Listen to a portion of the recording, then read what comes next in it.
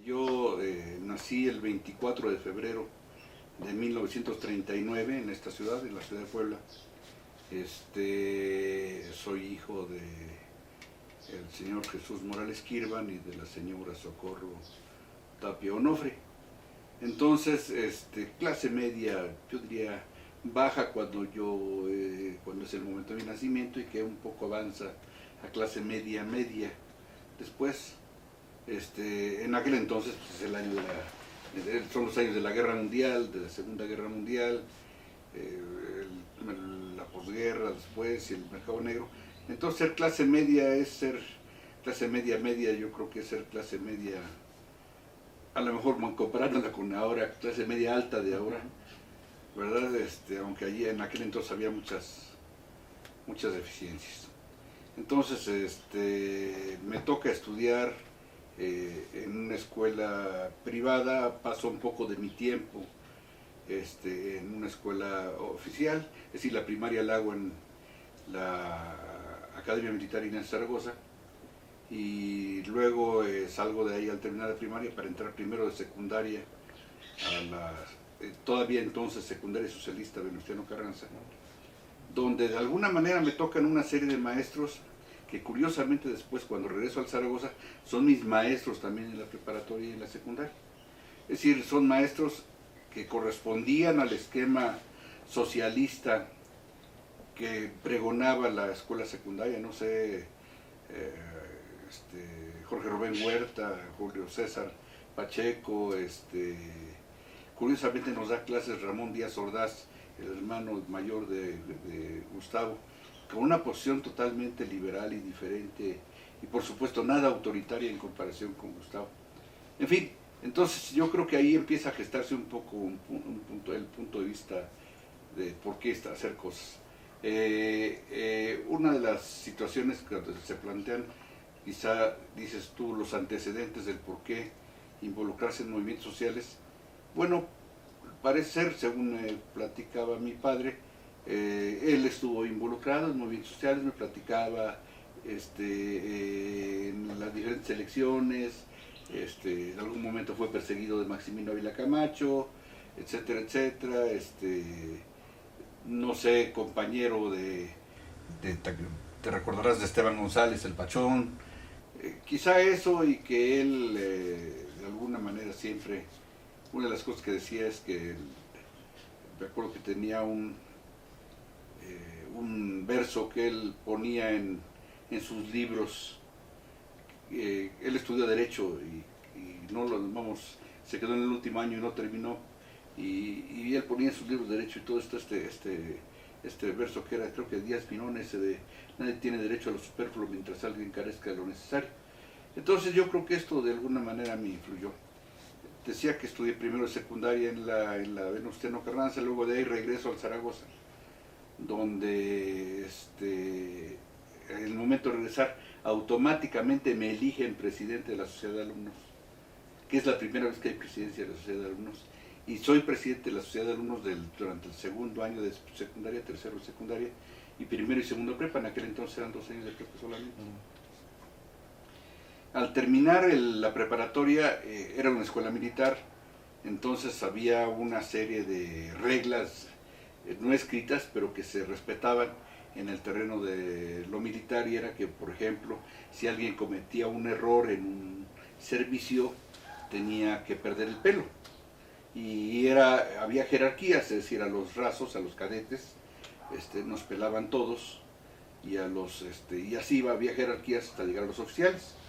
Entonces, al pasar frente a Palacio Nacional, al oficial que iba al frente de nuestra sección, se le cae la espada. Entonces, regresando a los autobuses para regresar a Puebla, le decimos: oye viejo,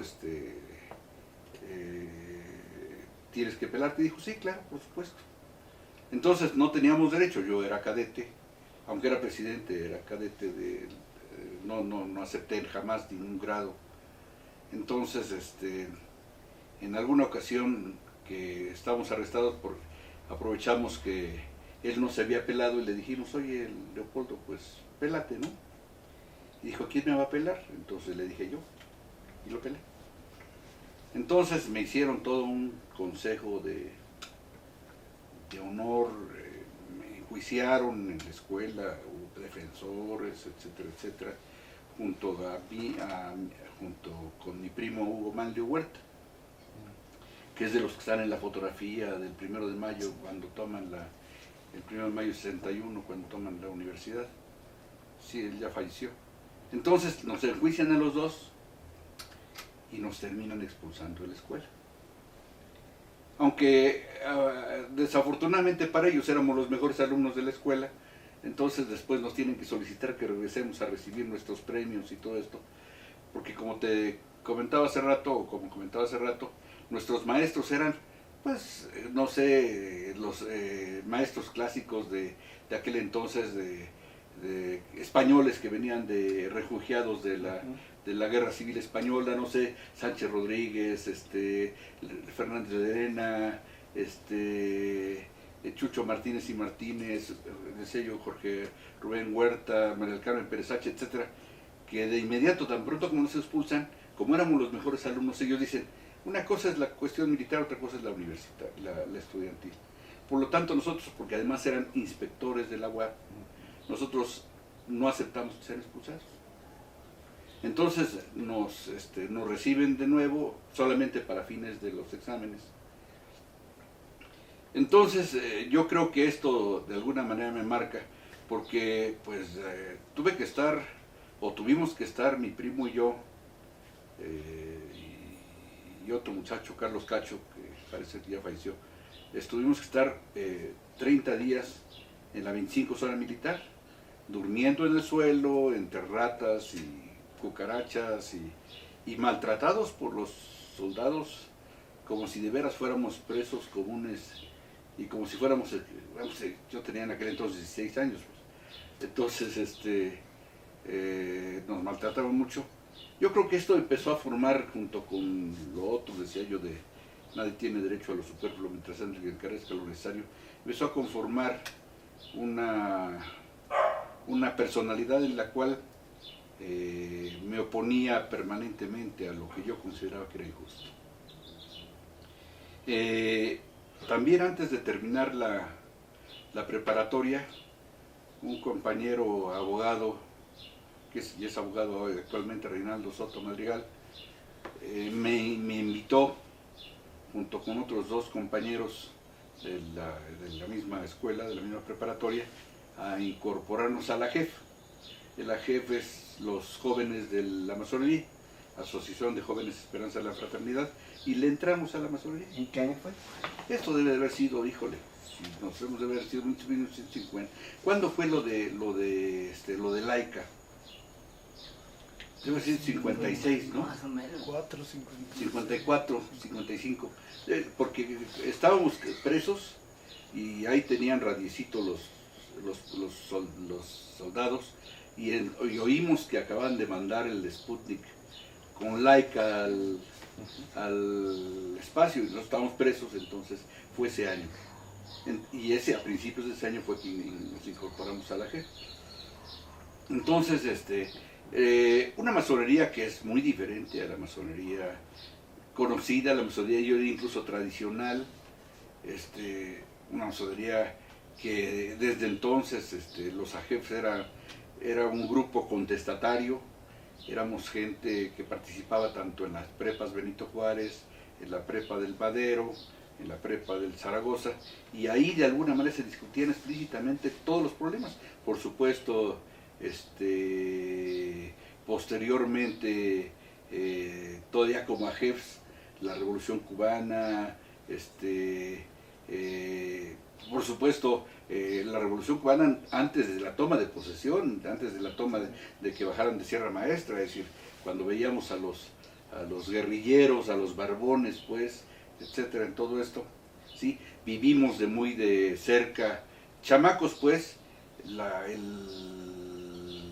bronca guatemalteca con Jacobo Arbenz, por supuesto el movimiento ferrocarrilero y magisterial, con Otón Salazar, el magisterial, y con Demetrio Vallejo y Valentín Campa, que después terminó siendo muy buen amigo mío, por cierto. Sí, Entonces vivimos muy de cerca, como a jefes. Entonces yo creo que esto nos calentó mucho el asunto, ¿no? Teóricamente, desde el punto de vista formal, la masonería es antitética a los grupos comunistas, y los grupos comunistas son antitéticos a la masonería. Sin embargo, por ejemplo, cuando posteriormente, en diferentes veces que he viajado a Cuba, en Cuba la masonería es muy importante, y la masonería ha apoyado desde antes a Fidel y posteriormente, y si ustedes bajan del Hotel Habana Libre, es que hay una bajadota, ahí se ve, hay un gran panorama y se ve una escuadra y un compás donde están los grados filosóficos, ¿sí? Entonces, es una paradoja, pero así. Y nosotros nos permitíamos ese lujo de discutir, y éramos apoyados por los mayores, Entonces, cuando te comentaba antes de que se empezara a grabar esto, que el 17 de febrero de 1961, sí, ¿Quiénes conformaban la jefe? Bueno, Ramón Beltrán, Eladio Villagrán, Pedro Velázquez Barrón,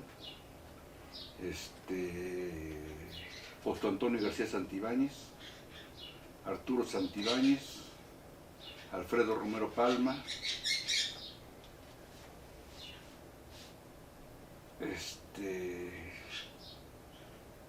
Pedro Reyes Ortega,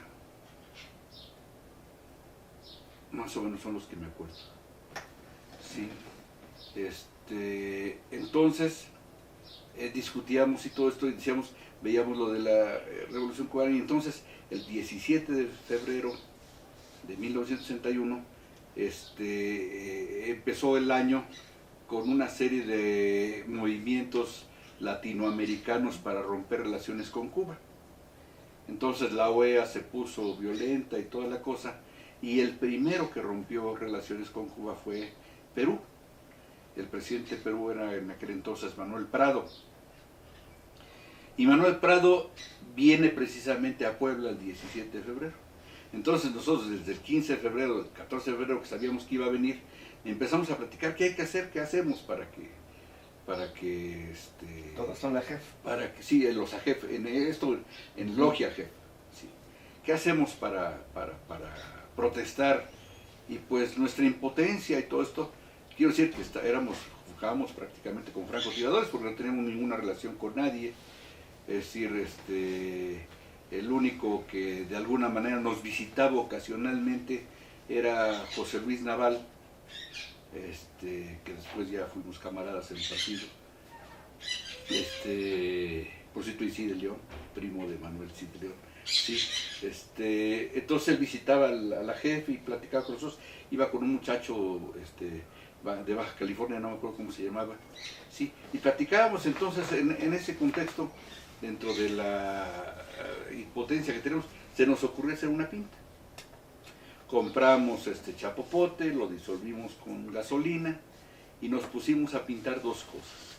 En los lugares a donde iba a ir Prado, que era básicamente Casa Puebla, que era la casa de Betancourt todavía o algo así, ahí en los fuertes de Loreto y Guadalupe, ahí pintamos Prado Lárgate.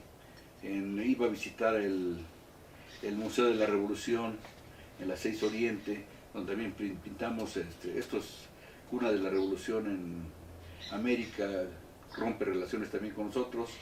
Y en las escuelas, el Benavente, el Oriente,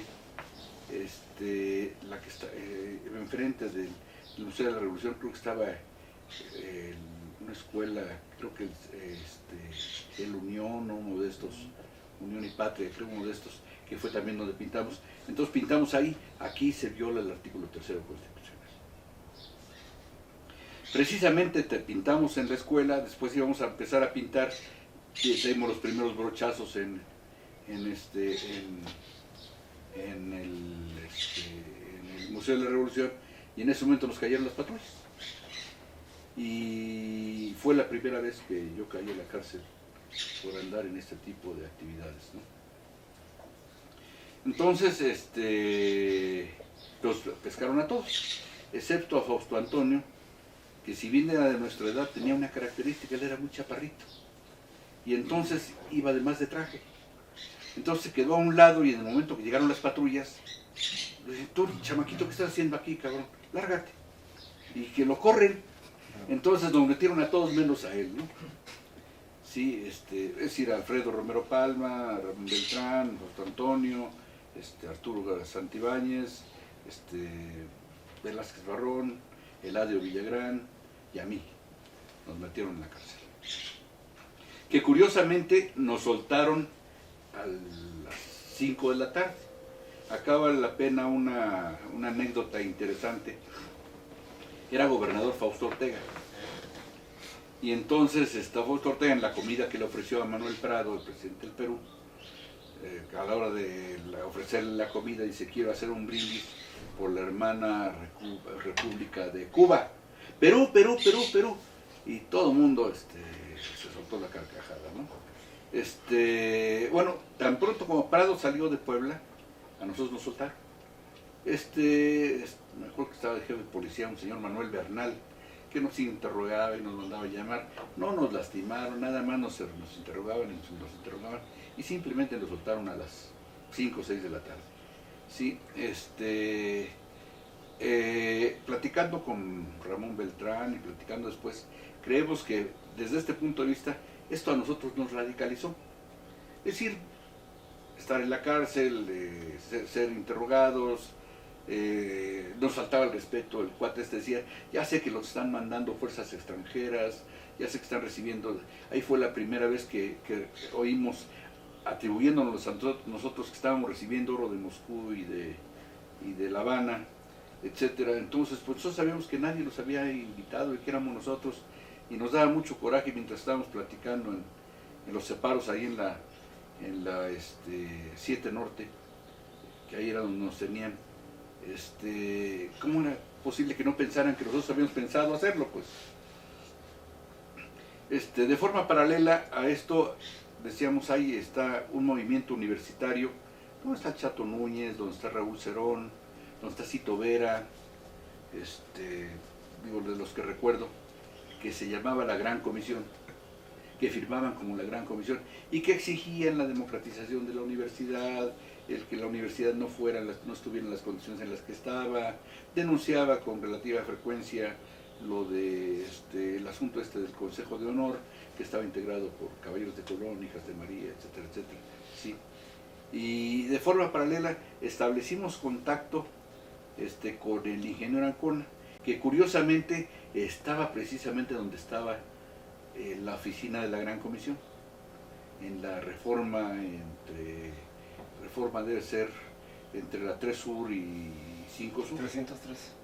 Sí, ahí está. Entonces establecimos contacto con Ancona y esto nos hizo un poco empezar a discutir más cosas y todo, sobre todo porque ahí nos encontramos con una situación. Las logias masónicas tienen como característica que trabajan con una Biblia. La Biblia lo que podría ser, se le llama el ara, donde se pone la escuadra y el compás y se abre la Biblia en un lugar determinado, ¿sí?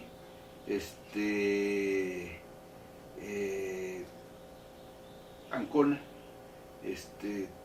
trabajaba a veces con un libro de geometría y a veces con un libro que era el Capital de Marx.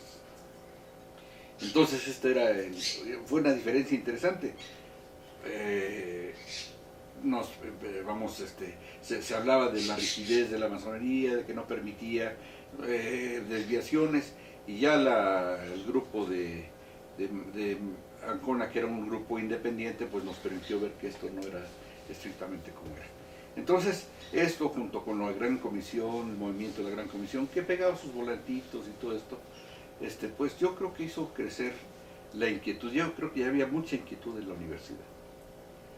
El 17 de abril, con motivo de la invasión de Bahía de Cochinos, nos reunimos en el AGEF con una radio portátil a escuchar.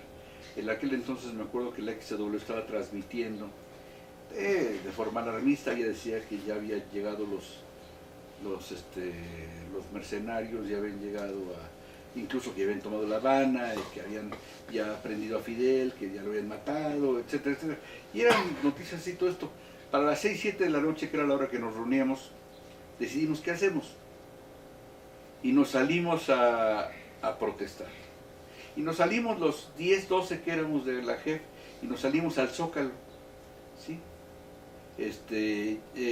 Había ya entonces un eslogan que se cantaba fácilmente, que era Cuba sí, Yankees no. Entonces era Cuba sí, Yankees no, fuera Yankees de Cuba. Y nos encontramos en la esquina de la 3 Poniente y 16 de septiembre, o Portal, el Portal, nos encontramos a Enrique Cabrera, mismo que iba con otras 5 personas. Yo ahí conociendo, no lo conocí. ¿Qué óvole, qué está? ¿Qué? Pues no, nos juntamos y ahora ya éramos 20. Y entonces los 20 nos pusimos dimos la vuelta, etcétera, y nos fuimos a protestar frente al Sol de Puebla. Estábamos protestando frente al Sol de Puebla, haciendo ahí un pequeño mitin, la gente se paraba a vernos, era a las 8 de la noche, la hora en la que salía la gente de trabajar, etcétera, etcétera, cuando nos sueltan a la policía. Y la policía a corretearnos a macanazos. Entonces, no sé a quién se le ocurrió, a lo mejor a Enrique, que tenía más experiencia en estos casos. Sacamos gasolina de algunos coches que estaban por ahí, había botellas por ahí, toda la cosa, y le respondimos con los primeros molotovs. Entonces, creo que en ese momento definitivamente es el inicio formalmente del movimiento. Posteriormente vino una reacción de los colegios confesionales, que ya habían protestado por la pinta del 17 de febrero. Y entonces aprovechan esto para decir que se está invadiendo Puebla, que los comunistas, etc. Y resulta que hay una concentración y van pasando frente a ellos, frente al ayuntamiento. Ellos estaban en el Zócalo, gente del Benavente, del Oriente, estaba Yacid, estaba Marcial Campos, estaba este grandote que siempre se peleaba con Cabrera, Chucho Corro, etcétera, y golpean con cadenas, y esto me consta porque por lo menos la última vez que lo vi seguía dañado, a Jorge Violante, Arturo Velázquez, Arturo Guzmán, otro muchacho se llama Arturo Velázquez, Manolín Corre, etcétera, sí, pero a estos 3 les pegan feo, y a Violante y a Arturo Guzmán los dejan mal heridos. Arturo Guzmán lo vi hace 10 años, él estaba trabajando en la UNAM, 10, 12 años, en la Facultad de Ingeniería, y yo estaba en la Facultad de Psicología, y nos encontramos por ahí, una vez en la tienda, nos reconocimos, nos pusimos a platicar, y él me decía que seguía todavía dañado, que tenía un problema de convulsiones, que si bien estaba controlado, no era a partir de la golpiza. Y Jorge Violante, que hasta la fecha él de repente él no está controlado, y de repente está uno platicando con él, lo veo con frecuencia, vive por ahí por la Comercial Mexicana de la 5 Sur, y de repente se cae, convulsiona, y esas convulsiones son a partir de esto. Entonces, pues ahí se manifiesta toda la violencia con la que suelen actuar estos personajes del FUA, ¿no? Que se llaman siempre a ser los niños bonitos y los decentes y todo esto, y la realidad es que no es así. Entonces, como consecuencia de eso, nosotros nos enteramos, yo llego a la escuela de medicina al día siguiente, en aquel entonces estudiaba medicina, y entonces llega Enrique Cabrera, se sube había una especie de un techito ahí en lo que era el Hospital General de aquel entonces, se sube y dice: anoche pasó esto, golpearon, y entonces tomamos los camiones y nos vamos al centro, al Zócalo. Del Zócalo llegamos a la universidad y entonces en la universidad empezamos a protestar y entonces Armando Guerra,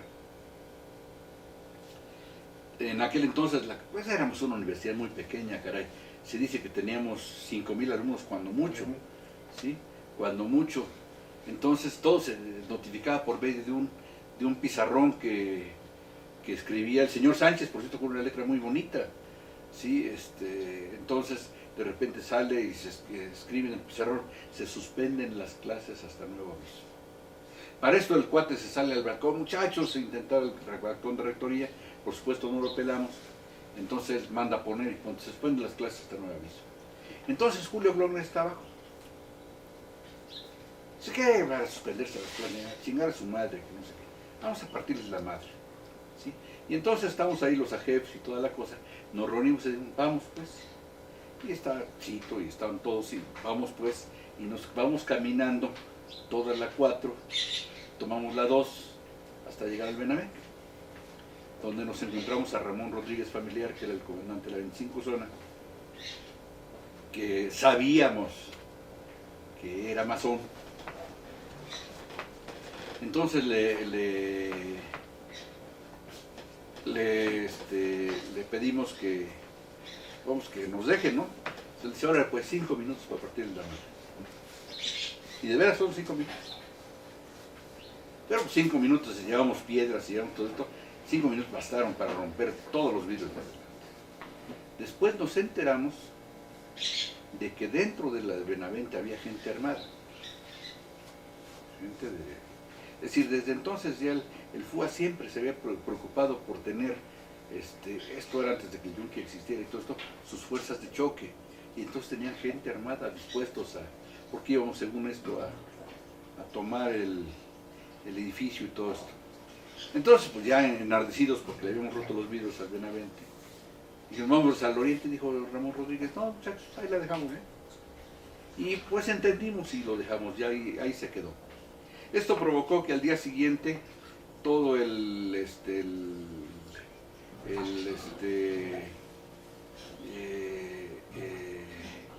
grillero se alborotara. El Benavente inmediatamente, ya hasta tenía lista la manta que de lado a lado de todo el frente del Benavente que decía, esto es obra de los rojos comunistas poblanos. Por supuesto que Enrique Montero Ponce al día siguiente despotricó contra la invasión roja en Puebla.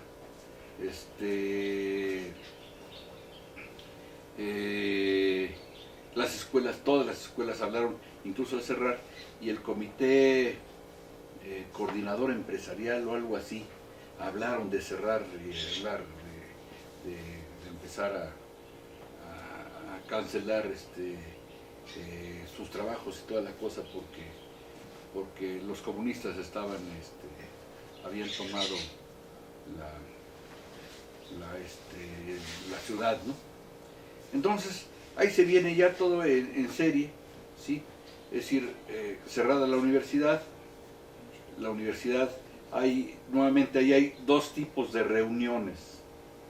Una reunión que los de la JEF nos íbamos a reunir, en parte nos íbamos a reunir a la 10 Oriente, a la casa de Manuel Gil Barbosa, y también nos íbamos a reunir a la 7 Oriente, esquina con la 16 de septiembre, donde estaba la Academia Guadalupe Victoria, y arriba vivía en un departamento ahí modesto el ingeniero Rivera Terrazas, que fue ahí donde lo conocí, ¿sí?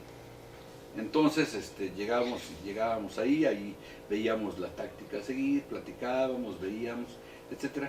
Y de ahí salió la opinión de que había que tomar, y se comunicó con Gil Barbosa, y la gente de Gil Barbosa salieron de ahí a tomar el 1 de mayo la universidad. Sí, se toma la universidad, se abre la universidad, pero no tenemos rector. Entonces, a la primera persona que se ofrece, porque todo el mundo pensaba en un personaje que tuviera, tuviera prestigio, que fuera intachable y todo esto, se le ofrece a Cajica, al licenciado Cajica, José María Cajica, y él dice, no, ni hablar, conmigo no cuentes. Entonces se habla con el licenciado Ávila Parra. El licenciado Ávila Parra era magistrado o algo así. Y entonces le pedimos a Ávila Parra que fuera nuestro rector. Y Ávila Parra se entusiasmó y dijo, claro que sí, muchachos, por supuesto. Es un gran honor para mí ser rector. Ya teníamos rector. Empezamos a correr la voz y toda la cosa, ya hablábamos de la toma de posesión y todo. Sin embargo, parece ser que en aquel entonces la homofobia estatal era bastante más seria que la actual. Y entonces las preferencias sexuales del licenciado Ávila Parra eran homosexuales, entonces esto bastó para que se le llamara la atención y dijera que si no querían que se le ventaneara y que se acabara con su carrera, entonces él declinó amablemente y no nos explicó por qué, después se supo cuál era la razón, pero entonces estábamos sin rector. Precisamente en la casa del ingeniero Rivera Terrazas, estábamos, bueno, ya no tenemos rector, no tenemos ahí la Parra, ¿quién? Había un ingeniero químico, Jara, del cual también se le había propuesto, y él dijo, no, yo no me aviento el tiro, ¿no? Y entonces el doctor Hermoso dice, bueno, oigan, yo conozco una persona, que es de un sujeto que ha sido maestro de muchas generaciones, tiene una biblioteca de 15,000 volúmenes y me consta que la ha leído. Entonces, ¿cómo ven que le propongamos a Julio Bloch? Entonces nos trasladamos a ver a Julio y Julio aceptó. Entonces, ahora sí ya teníamos rector y no se iba a echar para atrás. Julio era masón, ¿no? Julio era masón y era comunista. Sí. Julio era masón y estaba en el partido. Por ahí una anécdota en la cual Julio y el ingeniero nunca comulgaban, es decir, siempre estaban en la competencia, quizá por inteligentes los dos o por lo que haya sido, pero alguna vez me consta que el ingeniero le llegó a pedir a Julio que saliera a encabezar una marcha con la bandera, la hoz y el martillo, le dijo Julio, oiga, no hay que ser incongruentes, hombre, yo rindo mejor a ustedes estando acá que con una cosa de esas, ¿no? No sea usted miserable, doctor. No soy miserable. Se burló de él, ¿no? Porque Julio además no le entraba a la pelea fácilmente. Entonces, Julio era masón y era comunista. De hecho, Julio estaba en la célula José María Morelos y Pavón, que fue a la que nosotros nos incorporamos después. Que los lugares de reunión del célula, por cierto, era precisamente la casa de Julio. Entonces, Julio acepta y entonces ya tenemos rector. El 15 de mayo salimos a exigir el subsidio. Pasan salimos, decidimos que vayan las compañeras delante como una forma de darle su lugar en una universidad que todavía había anécdotas verdaderamente miserables en relación con la discriminación a la mujer. Entonces ellas que salgan al frente y salimos en la manifestación simplemente pidiendo que se nos dé el subsidio, que se nos entregue el subsidio porque ya tenemos rector. Entonces un señor Cuellar, jefe de patrulleros, al frente de toda la policía que había entonces y los bomberos y supongo que la gente de tránsito, todo eso, arremeten contra nosotros, ahí frente a lo que ahora es el Santander, Banco Santander, ¿no? Ahí lo que es frente a Santander, a macanazos y con bombas lacrimógenas. Ahí eran unas bombas lacrimógenas muy chistosas porque nos las lanzaban y nosotros podíamos todavía recogerlas del suelo y se las regresábamos y les explotaban a ellos. Y hay una fotografía que salió, por cierto, el 16 de mayo, me la regaló precisamente, hace rato te hablaba del tío de de Agüera, el licenciado López Ferral, él me regaló el periódico, nada más que cuando se metió la policía, el ejército a mi casa en 68 se lo llevaron, pero si ves la hemeroteca de La Opinión, Diario de la Mañana, el 16 de mayo hay una fotografía donde yo voy corriendo tras del Cuellar, y el Cuellar va a torcer metidísimo, ya casi lo alcanzo, ¿no? No lo alcancé, él corrió más que yo, pero de todas maneras sí, y logramos responderles y toda la cosa, ¿no? Entonces, todo esto hace que el movimiento se vaya radicalizando. Hasta este momento no hay más nada que un movimiento estrictamente universitario, que empieza con la situación de la Revolución Cubana, que está planteando la modificación de algunas estructuras de la universidad, por supuesto el Consejo de Honor, el rector. Todo el Consejo de Honor no es muy tocado todavía en ese momento, ¿sí? Entonces, hay un personaje que se me olvidó mencionar hace rato, que es Antonio Pérez y Pérez. Antonio Pérez y Pérez, él es miembro junto con el Chato Núñez de una logia masónica. Sí, nosotros éramos AGEF y ellos ya eran masones. Entonces, en esas reuniones y todo que tenemos en Casa de Julio, en la universidad y todo esto, de repente, ahí sí no podía precisar dónde, pero recuerdo con toda claridad que es Antonio Pérez y Pérez cuando dice, en 1917 en Córdoba, Argentina, se acuña un concepto, el concepto de reforma universitaria, que trae como consecuencia la modificación y hablar de una universidad en un contexto verdaderamente universal, etcétera, etcétera. Y entonces se acuña el concepto de reforma universitaria y además se modifica ya la bandera.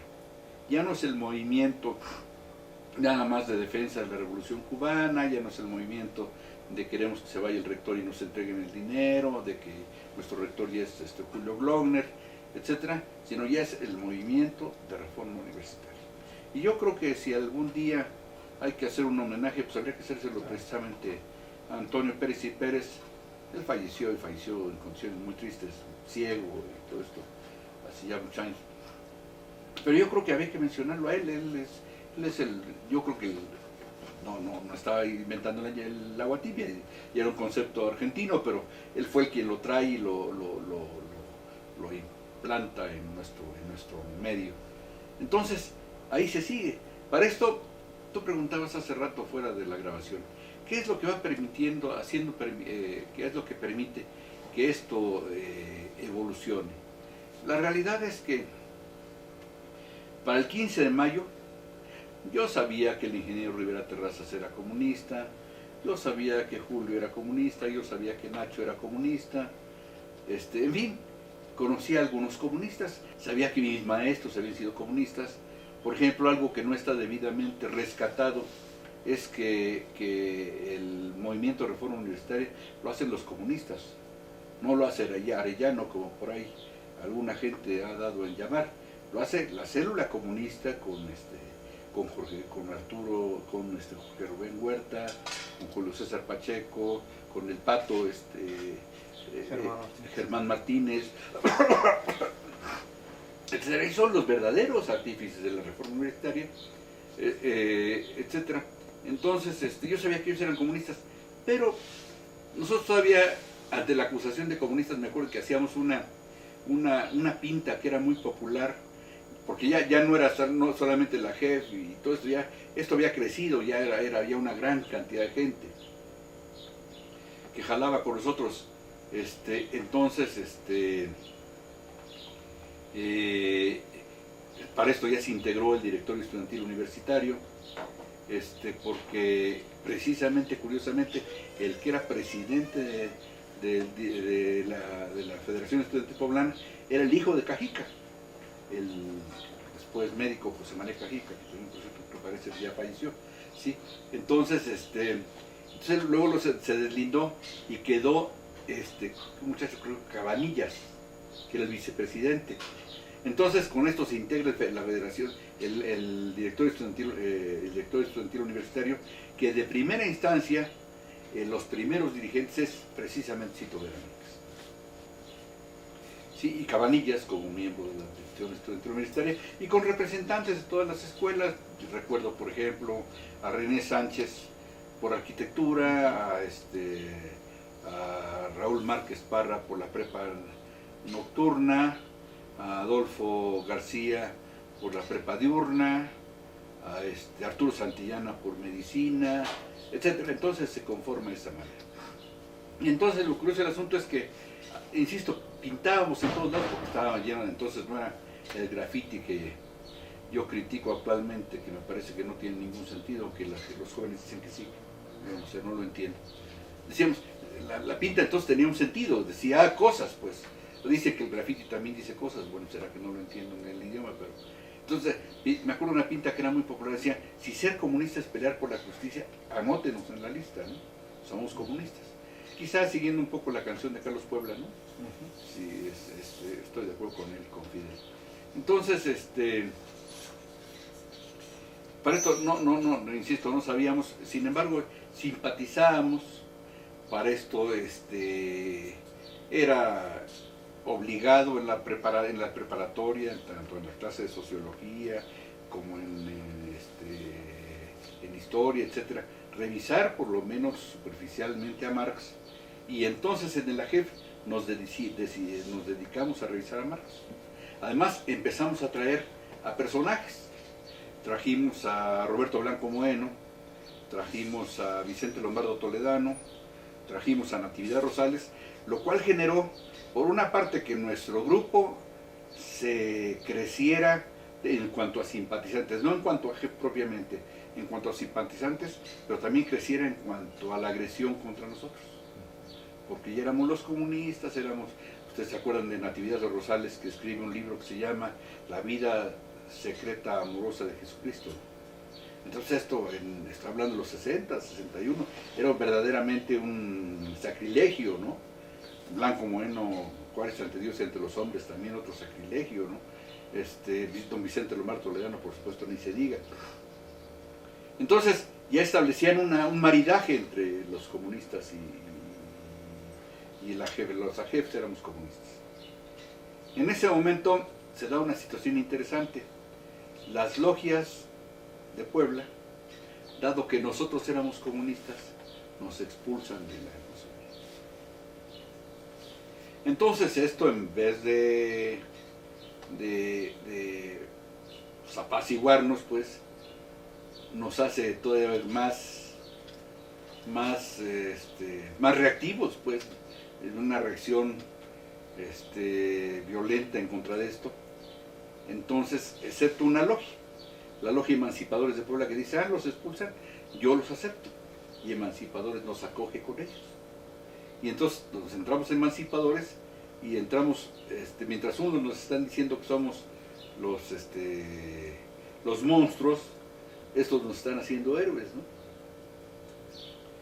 Entonces, en ese contexto, se da la evolución de la universidad. Los FUAS están cada vez más violentos contra los muchachos, nos encuentran en la calle, nos insultan, nos golpean. A mí afortunadamente nunca me golpearon. Yo la única experiencia que tuve fue con la mamá de Pedrito Palou, Vicky, que una vez ahí estábamos en la universidad, y me empezó a insultar, ¡ay, comunista, hijo de tal por cual! Y provocándome para que yo respondiera y le hiciera algo, ¿no? Dije, yo afortunadamente, todos reaccionamos con tranquilidad, pero estaba buscando victimizarse, ¿no? Entonces, esto va haciendo que se agudice la situación universitaria, ¿no? Es decir, la gente se va radicalizando, hasta que un día, a nosotros, concretamente a nuestro grupo, el ingeniero Ancona me manda a llamar y me dice, ¿sabe usted que ha sido usted seleccionado para ser invitado a formar parte del Partido Comunista? Entonces le dije, hombre, ¿qué opina? Le digo, me da mucho gusto, acepta.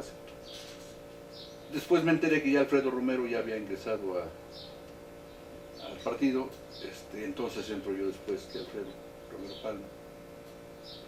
Y nos incorporamos a la célula José María Morelos y Pavón.